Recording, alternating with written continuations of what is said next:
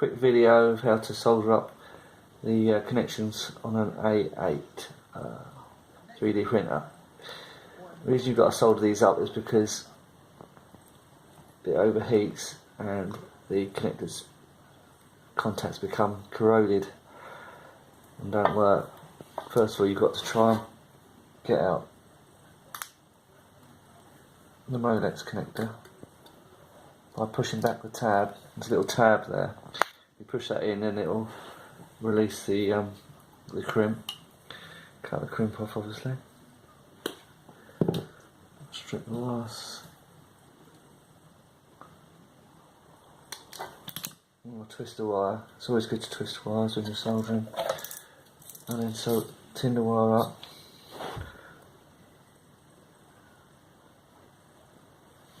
Okay. Also, because you're going to solder to these, they're not meant for soldering, these terminals. Try and tin that as well. What I've done is I've scraped them slightly. You can use a knife to scrape them up, or a file or something like that. And all you got to do is just literally lay it on it.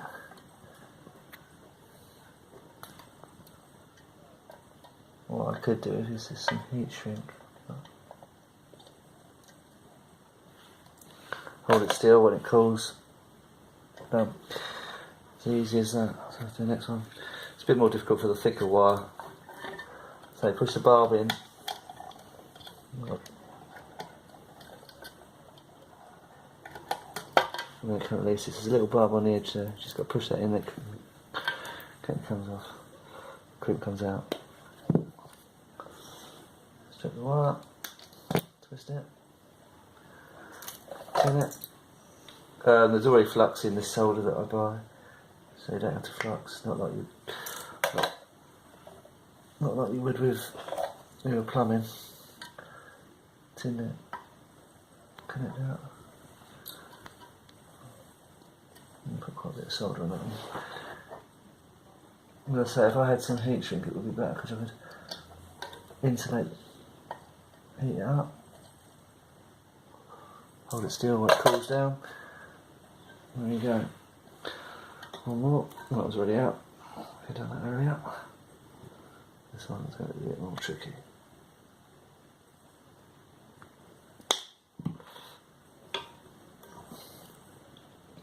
Yeah, it's because I think it just heats up and heats up every day that this goes wrong. Okay, so twist the wire, tin it,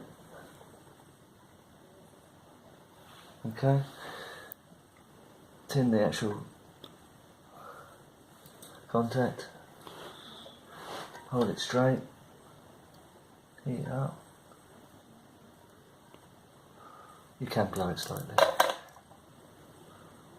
If this fails as well, I can always go and solder them directly to the PCB, the board itself.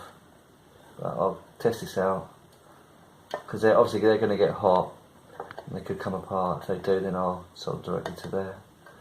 It's pretty firm. Thanks for watching.